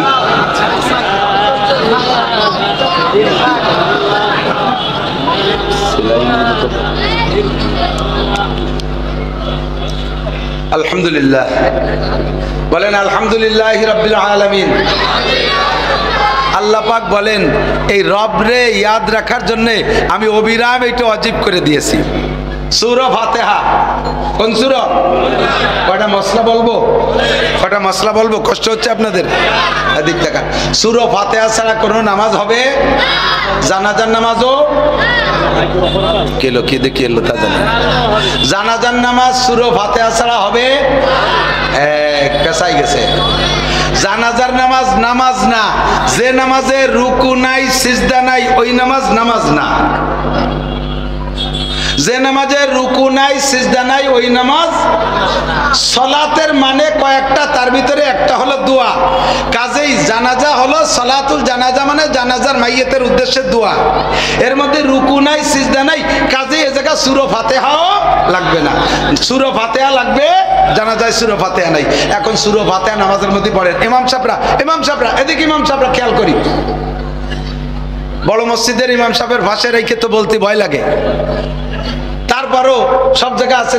আর ইমাম সাহেবরা জানে, ইমাম সাহেবরা শেখানোর জন্য বলছি না, জাস্ট মাত্র স্মরণ করায় দেওয়ার জন্য বলছি। আর আমরা সকলে সূরা ফাতিহা এমনি পড়ি অথবা নামাজের মধ্যে পড়ি। পড়ার সিস্টেমটা কি জানেন? 7টা আয়াতকে শ্বাস নিঃশেষে পড়বেন। এক নিঃশেষে গড়গড় করে পড়িয়ে ওয়ালা দলিন করে ছেড়ে দেবেন না। কারণ সূরা, আমার মা বোনরা লক্ষ্য করবেন, সূরা ফাতিহার এক একটা করে আয়াত পড়েন, আর আয়াতের পরে আল্লাহ তাআলা একটা জবাব দেয়। আপনি যখন পড়েন আলহামদুলিল্লাহি রাব্বিল আলামিন, আল্লাহ পাক বলে হামিদানি আব্দি, বড় খুশি হইয়া। আপনি যখন বলেন আলহামদুলিল্লাহি রাব্বিল আলামিন, আল্লাহ আমি প্রশংসা করি ওই আল্লাহর, যে আল্লাহ রাব্বুল আলামিন, বলার সাথে সাথে আল্লাহ তাআলা জবাব দেয় হামিদানি আব্দি, চমৎকার, আমার বান্দা আমাকে উপযুক্ত প্রশংসা করেছে। বলেন সুবহানাল্লাহ। এরপরে বলবেন আর রহমানির রহিম, বলার সাথে সাথে আল্লাহ বলবেন আতনা আলাইয়া আব্দি, উপযুক্ত প্রশংসা করেছে আমার বান্দা আমার জন্য। মালিক ইয়াউমিদ্দিন, বলার সাথে সাথে আল্লাহ বলে সাদাকা আব্দি, থ্যাংক ইউ, তুমি সত্য কথা বলেছো। বিচার দিনের মালিক কে? জোর হলো না কে? দুনিয়ার কোন রাজা বাদশা, বাংলাদেশ হাইকোর্টের বিচারপতি, সুপ্রিম কোর্টের প্রধান বিচারপতি, বিশ্ব কোন বিচারপতি, বিচার দিনের মালিক কে? বলার সাথে সাথে আল্লাহ কয় সাদাকা আব্দি, আমার বান্দা সত্য কথা বলেছে। তিনটে কথা বলার পরে আপনি বলবেন ইয়াকা না'বুদু ওয়া ইয়াকা নাস্তাঈন, তোমারই ইবাদত করি, তোমারই কাছে সাহায্য চাই। সাহায্য কার কাছে ভাই? কার কাছে? সাহায্যের কোনো নাম বলি নাই। আমার কি কি লাগবে আমি জানি না, আমার যা লাগবে আমার জানে কে? আমার আল্লাহ। এদিক তাকান, একটা মেশিন কিনে নিয়ে আসছেন, মেশিনের ছোট্ট একটা পার্টস লুজ হয়ে গেছে, একটা নাট লুজ হয়ে গেছে, অথবা একটা চিকন পার্টস ক্ষয় গেছে, দেখবেন যে মেশিনের মূল শব্দ নাই, গ্যার গ্যার গ্যার গ্যার শব্দ হচ্ছে, অথবা বন্ধ হয়ে গেছে। এখন মেশিনের কোন পার্টসটার দুর্বলতার কারণে মেশিনের এই সমস্যা হচ্ছে, এটা কি মেশিনে বোঝে? এটা কে বোঝে? মিস্ত্রি বোঝে, আর মেশিন বানানোওয়ালা বোঝে। ঠিক কি ঠিক না? আমি একটা মেশিন, আমার কি দরকার, আমার এখন এই অসুবিধা, ওই অসুবিধা, এই সব অসুবিধা আমি জানি না। এক বাক্যে আল্লাহকে বলে দিছি ওয়া ইয়াকা নাস্তাঈন, আমার যা যা দরকার সব তোমারই কাছে চাই। এই আয়াতের ভিতরে দুইটি অংশ, একটা হলো ইয়াকা না'বুদু, আল্লাহ তোমারই ইবাদত করি। ইবাদত কার? কতক্ষণ কার?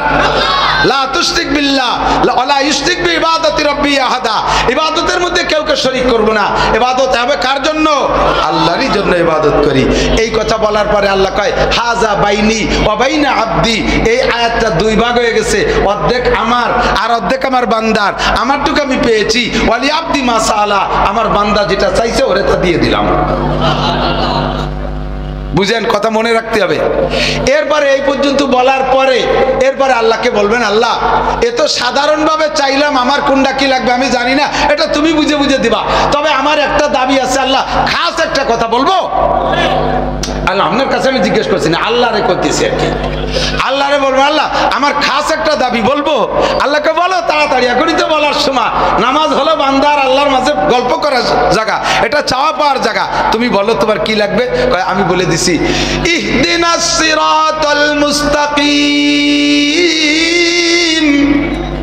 আল্লাহ এই বাংলাদেশে বসে দেখি রাস্তার অভাব নাই, রাস্তার অভাব নাই। ঢাকা যাবো, ঢাকা যাওয়ার রাস্তার অভাব নাই। জান্নাতে যাব, রাস্তার অভাব নাই। যেই আছে সে আমারে রাস্তা দেখায়।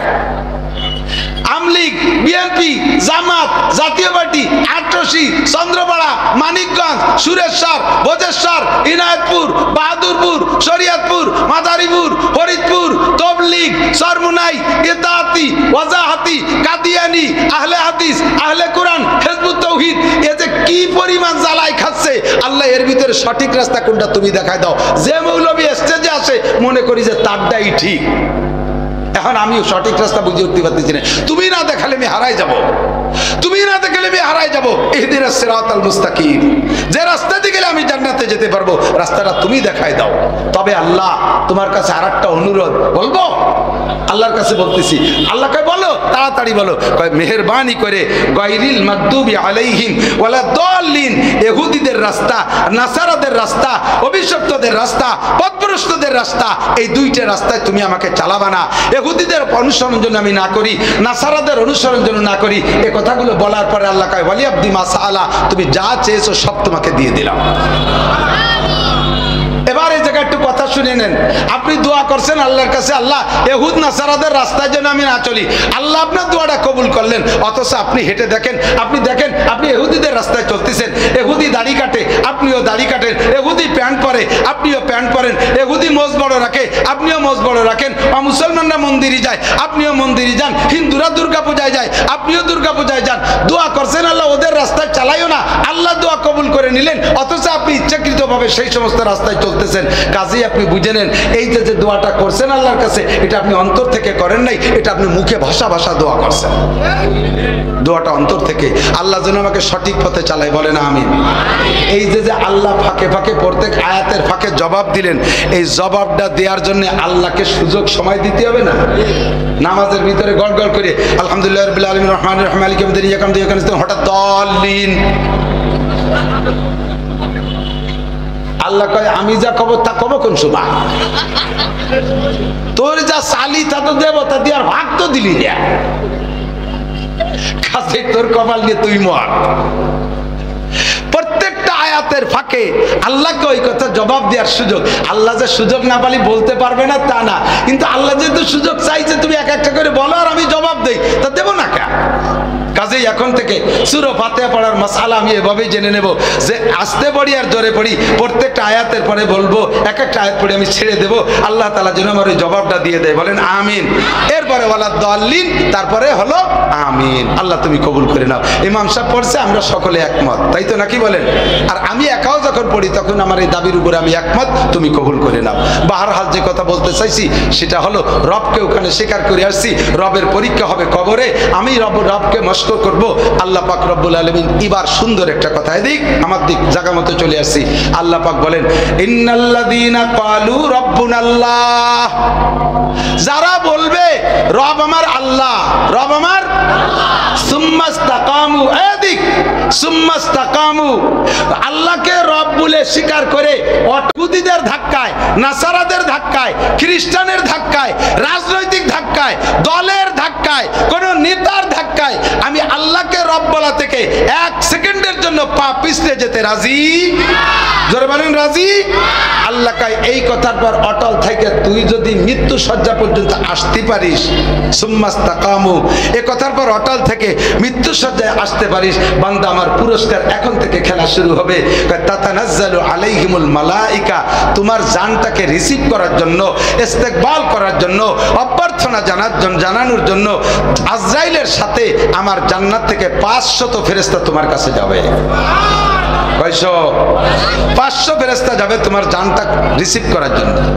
আজরাইল আলাইহিস সালাম আইসা আপনার জান নিতে যাবে, আর ওই 500 ফেরেশতা পাশ দিয়ে ঘিরাও করে বসবে। ওই আপনি তো যখন আজরাইলকে এক নজর দেখবেন না, তখন আপনার ভিতর কিন্তু বিশাল একটা ভয় এসে যাবে। আজরাইল জান নেবে দেখে একটা ভয় এসে যাবে। তখন এই ফেরেশতারা আপনাকে অভয় দিয়ে বলবে, আল্লাহ তাকাবু, আল্লাহ তাকাবু, কোনো ভয় নাই, কোনো ভয় নাই। এই 500 ফেরেশতা আপনাকে অভয় দেবে, সাহস দেবে, আল্লাহ তাকাবু, কোনো ভয় নাই।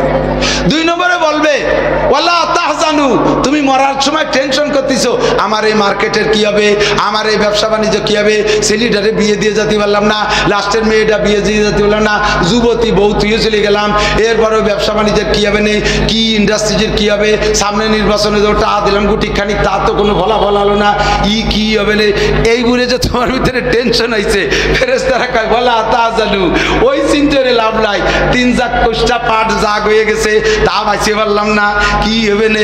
আল্লাহ কয় বলা তা জানু, ফেরেশতারা বলে তুমি টেনশন করো না, টেনশন।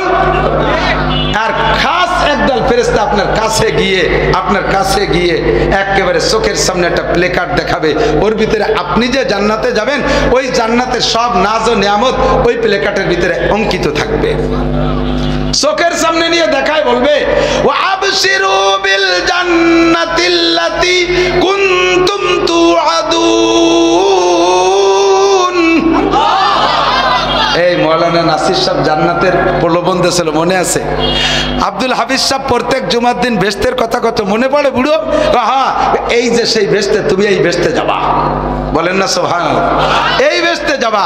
হুররা কাছে কাছে চলে, ওই সময় দেখতেছে হুর চলে আইছে, গেলমান কাছে চলে আসছে, জান্নাতের গাছের গুঁড়া উপর দিক, মাথা নিচের দিক, ফলে কোনো খুশা নাই। এই বুড়ো ওই সময় মরার চিনতে থাকবে না, ওই জান্নাত দেখে এর মধ্যে টুকায়, এরকম ধরতে যায়। দেখবেন ভালো ইমানদার মানুষের মরণ যদি দেখে থাকেন, একেবারে শেষ মুহূর্তে যাইয়া তখন এরকম করে। কিভাবে মরা শুরু হয়? কিন্তু পাত থেকে, বৃদ্ধ আঙ্গুল, বুড়ো আঙ্গুল, পাটা নড়তো, এখন নড়ে না, সবাই তাকায় রয়েছে, পা নড়ে, এখন হঠাৎ পা নড়ে না, তখন সবাই বুঝে ফেলাইছে কাজ হয়ে গেছে, মরা শুরু হয়েছে। কিছুক্ষণ হাঁটুর এই জায়গা একটু নড়ে, আড্ডা এই জায়গা একটু নড়ে, এরপরে হঠাৎ করে হাঁটু নড়াও বন্ধ হয়ে গেছে, জান উপরে চলে আসতেছে, এরপরে মাজার এখানেও তলপেটে হাঁটতেছে, নড়ে, কিছুক্ষণ পরে এ জায়গাও নড়াচড়া বন্ধ হয়ে গেছে, শুধু ওই পরানটা কাঁপে, ও পাশে মরে গেছে। হঠাৎ করে পরানো বন্ধ হয়ে গেছে, এই হলকবের এই জায়গা একটু তিত্তির করে কাঁপতেছে। এই সময় লোকটারে দেখবেন এরকম করে, এরকম করে, এরকম করে, এরকম করার কি মানে জানেন? ওই জান্নাত দেখতেছে হাতের মাথায়, উনি ধরতে যায়, হুর ধরবে, গেলমান ধরবে, ফল ধরবে, আমরা মনে করি অন্য কিছু, উনি জান্নাত দেখে ফেলাইছে, এরকম করে।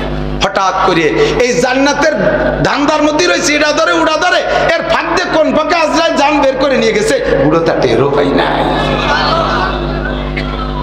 অনায়াসে জানটা বেরোয়। এভাবে মুখের কাছে হাত আনছে, জানটা বেরোয় আসছে। জান যখন বেরোয় আসছে, এবার মাথার কাছে একটা সবুজ কাপড়, ওর ভিতরে আজরাইল হাতটা ঝাড়া দেবে, হাতটা পাতলা হয়ে যাবে, এবার ওই 500 ফেরেশতা এই জানটা নিয়ে যাবে। তো ওই সময় জানকে রূহকে বলে, তোমার কোনো ভয় নাই, তোমার কোনো টেনশন নাই, তুমি সব ফেলে একা চলে যাচ্ছ, না না না, নাহনু আউলিয়াউকুম ফিল হায়াতিদ দুনিয়া ওয়া ফিল আখিরাহ, আমরা এই 500 তোমার দুনিয়ার বন্ধু ছিলাম, মরার পরও জান্নাতে যাওয়া পর্যন্ত আমরা তোমার সাথে থাকবো, আমরা তোমার সাথে থাকবো, বলেন সুবহানাল্লাহ। এরপরে কয় ওয়ালাকুম ফিহা মা তাশতাহি আনফুসুকুম ওয়ালাকুম ফিহা মা তাদাউন, বেহেশতে যাওয়ার পরে মুখে যা বলবা তাও পাবা, মনে যা ভাববা তাও পাবা। এই বিবরণ দিতে আমার 3-4 ঘন্টা লাগবে। এরপরে লাস্টে একটা পুরস্কার, সেইটা বলে আমি শেষ করে দেব, সেটা হলো দিকে দিকে দিক আল্লাহ পাক বলেন নুজুলাম মিন গফুরির রহিম। কোন কথার পর বলেন তো? আল্লাহকে রব বলে স্বীকার করেছেন, বলেন আল্লাহকে রব বলে, রবকে।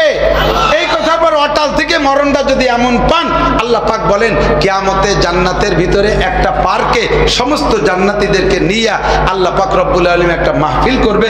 ওই মাহফিলের ভিতরে দাউদ আলাইহিস সালামকে দিয়ে সূরা তাহা তিলাওয়াত করে শোনাবে, হযরত নবী আলাইহিস সালামকে দিয়ে সূরা ইয়াসিন তিলাওয়াত করে শোনাবে, এরপরে স্বয়ং আল্লাহ পাক নিজেই সূরা আর রহমান তিলাওয়াত করে শোনাবে। মাহফিল শেষ হয়ে যাওয়ার পরে সমস্ত জান্নাতীরা বলবে আল্লাহ তিলাওয়াত তো শোনা শেষ, এখন জান্নাতে যাই। আল্লাহ কয় না, মাহফিলের শেষে একটু তবারক হতে হবে, মাহফিলের শেষে একটু তবারক হবে। এই তবারক দেওয়ার জন্য আপনাদের প্রত্যেকের সামনে জান্নাতি পরিবেশকরা আসবে। তারা কারা? গেলমানরা আসবে পানি পুনি ইত্যাদি নিয়ে, আর এক একজনের সামনে 72 জন করে জান্নাতি হুর দুইটা ট্রের ভিতরে 1020 প্রকারের আইটেমের খাবার নিয়ে আপনার সামনে এনে বসায় দেবে। আপনাকে আল্লাহ বলবেন কুলু খাও, কুলু খাও। আপনি বলবেন না খাবো না। কে খাবা না?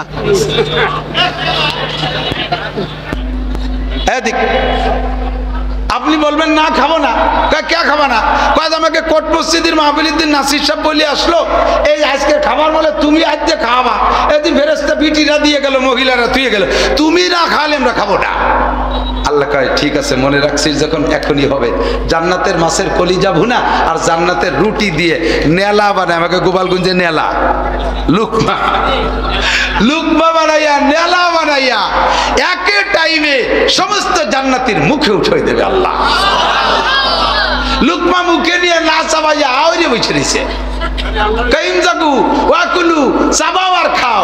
আল্লাহ খাতি গেলি যদি তোমার হাত সরাই নিয়ে যাও, সেই জন্য তো আগে তোমার হাত দেখে নেই, পরান বরি পরে তারপরে খাবো। আল্লাহ কায় খা, এনেলা খা, পরে আমি এরপরে একটানা 500 বছর খাওয়াবো। হ্যাঁ যুবক, কে খাওয়াবে? জোর হলো না? আল্লাহ ওই মুখে খাওয়াবে যেই মুখ দিয়ে বিড়ির গন্ধ না আসে। আল্লাহ গালে তোমার নেলা দিতে গেছে, বক্কাত করে গাজার গন্ধ বার হয়েছে, বক্কাত করে আবার গন্ধ, ফেন্সিডিল হিরোইনের গন্ধ। ফেরেশতাকে কয় থাপড়াই ওর গাল ভাঙে ফেলা। আল্লাহর হাতের খানা খাইতে হলে মুখখানরে মেসাক করে পরিষ্কার করতে হবে। কি করিয়া? কথাক্ষণ কি করিয়া? কি মেসাক? নিমির মেসাক? নো, তওবার মেসাক। আস্তাগফিরুল্লাহ। তওবার মেসাক দিয়ে দাঁত মাজো। গাজা খাবো না, বলেন গাজা খাবো না, ইয়াবা খাবো না, বিড়ি খাবো না, সুদ খাবো না, ঘুষ খাবো না, চুরা টাকা খাবো না, মারা টাকা খাবো না, কোন প্রকার হারাম খাবো না, টন মেরে খাবো না, মন মেরে খাবো না, ব্রিজ মেরে খাবো না, কালবন মেরে খাবো না, ফ্যাসিলিটি বিল্ডিং মেরে খাবো না, কারেন্টের খাম্বা তার গিলে খেয়ে ফেলবো না, করোনা ভাতা মেরে খাবো না। কথা কেন না কেন? এই সমস্ত নাপাক হারাম খাইয়া মুখরে নাপাক করবো। আল্লাহ পাক বলেন তাহলে তোমাকে 500 বছর আমি হাতে খাওয়াবো। এই 500 বছর শেষ হয়ে যাওয়ার পরে এখন কয় যে আল্লাহ আবার কবে খাবো? আল্লাহ পাক বলবেন আতিকুম কুল্লা ইয়াউমিল জুমআ, প্রত্যেক শুক্রবারে তোমাদের সাথে আমার দেখা হবে। কন্যা সুবহানাল্লাহ। আল্লাহ এবার কয় কি? ফামান কানা ইয়ারজু লিকা রাব্বিহি, ওই দিন যদি আমার সাথে সাক্ষাৎ করতে চাও, ওই দিন যদি আমার সাথে সাক্ষাৎ করতে চাও, ফালইয়ামাল আমালান সালিহা, নেক আমল যা আছে সব খুঁটে খুঁটে করো, নেক আমল যা আছে সব খুঁটে খুঁটে করো।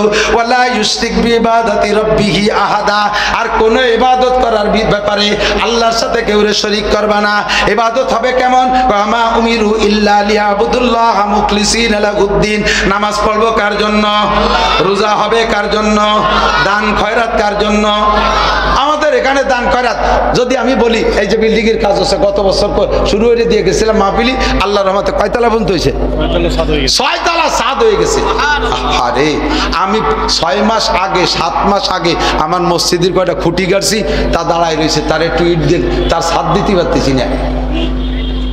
এত মানুষ ভালোবাসে আমার মাদ্রাসা, একটা টাকা কেউ দেয় না, ভালো খালি মুহি মুহি বাসে। আর গতবার এই জায়গা হয়ে গেছে 6 তলা ছাদ হয়ে গেছে, বডিতে ইট বাকি রয়েছে, প্লাস্টার টাইলস বাকি রয়েছে। গোপালগঞ্জের মানুষ, রাজধানীর মানুষ, আমাদের দলীয় সরকার হেরে গেছে, তার কারণে তো আর আমরা দিন ধর্ম ছেড়ে দিতে পারি না। কথা বলেন, পারি না? কি কথা বলেন? পারি না। আমাদের দিন ধর্ম আমরা চালানো। এই বড় বিপদে আছে, এদিক টাকান আমার গোপালগঞ্জে গ্রামের যারা থাকে তারা এখান থেকে খবরটা পৌঁছে দিয়ে, মহা বিপদে আছে আমরা গোপালগঞ্জের হুজুররা। বিপদ কি জানেন? বাড়ির দায়িত্বে সবই তো গোপালগঞ্জের সব আমলিক, 95% ধরি, 95, 5% থাকলে থাকতে পারে দিক সেদিক, 95% আমলিক। আমার গোপালগঞ্জের বিলাইতিও যদি ডাকে, বিলাইতা তো তার শুরু ডাকে, বিলাইতি মেও মেরে শোনা যায় যেন নৌকো নৌকো এরকম শোনা যায়। গোপালগঞ্জের বিলাইটাও নৌকো করে। এখন আমরা এই যে সরকারের ঝামেলার পরে আমরা গোপালগঞ্জের হুজুররা পড়ছে আলাদা ঝামেলায়, স্থানীয় পাবলিক কেউ আমাদেরকে বিশ্বাস করে না, সকলে মনে করে গোপালগঞ্জের হুজুররাও অন্য জায়গার হুজুরদের সাথে সরকার বিরোধী করে, কাজে আমাদের সবকিছু ব্রেক বন্ধ করে দিয়েছে। বাহিরে যদি যাই, বাহিরের লোকে মনে করে যে গোপালগঞ্জে কোনো নবী রসুল আসলে সে আমলিক ছাড়া করে না। সেদিন গেছি আমি বগুড়া মাহফিলি সোনাতলা, যাইয়ে দেখি আমার নামের নিচে গোপালগঞ্জ লেখা ছিল, ওইটা ফুলুর দিয়ে মুছে দিছে, গোপালগঞ্জটাকে মুছে দিছে, খুব কষ্ট পাইলাম। দোস্ত, আল্লাহ পাক রব্বুল আলামিন ধর্মীয় প্রতিষ্ঠান বাঁচায় রাখবে, আমরা সাথে থাকবো। রাজি আছি না ইনশাআল্লাহ? এই যা কিছু করব নামের জন্য 100 বস্তা সিমেন্ট দিয়ে যদি মারহাবা না কয় তাহলে আর কোনোদিন দেব না, এরকম নাকি স্বভাব? মাদ্রাসায় কিছু দিলে এর থেকে আমি নামের জন্য যদি আমার প্রশংসা করুক, আমার নামটা মাইকে বলুক, ইত্যাদি করুক, এরকম লোভ করাটাই হলো শিরিক ফিল ইবাদত। আমি যাহা করব মাদ্রাসা মসজিদ ধর্মের কাজ সবগুলো হবে কার জন্য? আল্লাহ কয় তাহলে আমার সাথে দেখা হবে। এই মাদ্রাসার এই বিল্ডিংটা এভাবে থেকে যাবে। গোপালগঞ্জের এত পয়সাওয়ালারা, ব্যবসায়ী আছেন, বাণিজ্যিক আছেন, চাকরিজীবী আছেন, সকলে সম্মিলিতভাবে যার নিজস্ব এক একটা বাড়ি করছেন, 5 তলা 7 তলা, কত বড় বড় বিল্ডিং করছেন। আর আমরা সবাই মিলে যদি মাদ্রাসার এই বিল্ডিংটার বাকি কাজে হাত দেই, ইনশাআল্লাহ 2 মাসের ভিতরে কাজ কমপ্লিট করা সম্ভব। কথা বলেন ঠিক না? তো এই কাজের জন্য লাগবে ইট লাগবে, সিমেন্ট লাগবে, বালু লাগবে, টাইলস লাগবে। মোহাব্বতের সাথে কোনো এক আল্লাহর বান্দা কি বলবেন, ইনশাআল্লাহ আল্লাহ আমাকে যা দিয়েছে আমি ইখলাসের সাথে জান্নাতের আশায় 100 বস্তা সিমেন্ট এই মাদ্রাসার বিল্ডিং এর জন্য দেব। 100 বস্তা সিমেন্ট, তার জন্য প্রাণ খুলে দোয়া। যেই লোকটা এই মুহূর্তে আটা দেবে, বুঝবে যে ওই লোকটা ইসরাইল আর নেতানিয়াহু দলের লোক।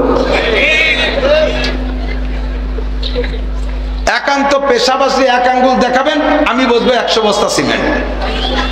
100 বস্তা সিমেন্ট দিয়ে আপনি পেশাব করার মধ্যে শুয়ে থাকবেন, আপনার দায়ী উঠবো না।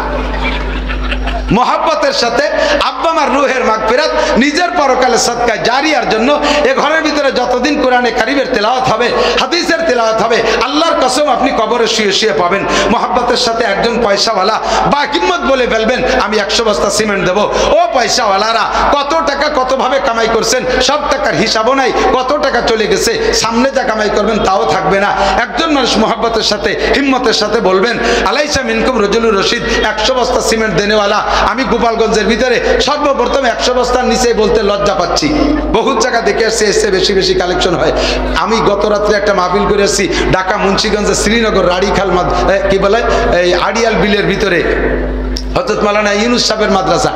সকালবেলা উনি মাহফিলের দিন সকালবেলা উনি মাইক নিয়ে বসে, মাইক গ্রাম ভরে ছড়ানো আছে, জায়গায় বসে দিনই সকালে কালেকশন করে।